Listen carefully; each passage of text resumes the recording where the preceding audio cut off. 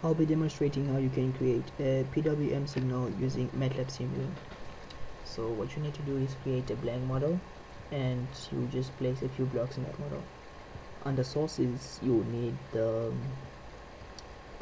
pulse generator, and you just place that in your model, and you can also place your scope just to monitor the signal that you're going to be generating, your PWM signal.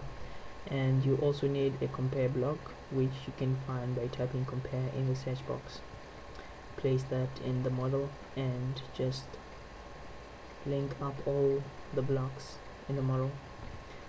And so basically this is all you need for your model, and you just need to place, maybe if you're using an external hardware like a Raspberry Pi and you have the right libraries installed, you can just place a GPIO write block.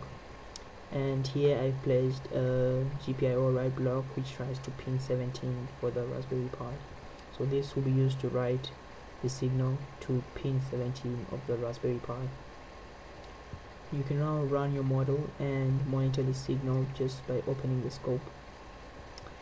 As you can see here, the signal being generated is stationary, and you just have to change a few things. I'll change my runtime to infinity, and that way I can actually monitor my signal as I change my parameters in my model.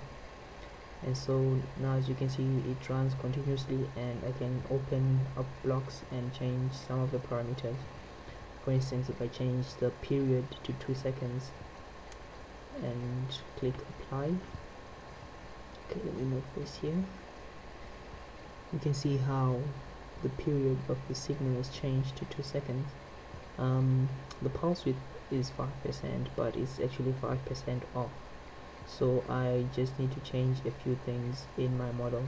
I'll just stop that and open the compare to 0 block and put the greater than 0 operator there, and now you can see that the signal being output is actually 5% on. So now you can go ahead and just change that to whatever value you want your pulse to be on, or whatever value your duty cycle is desired to be. And that's basically it.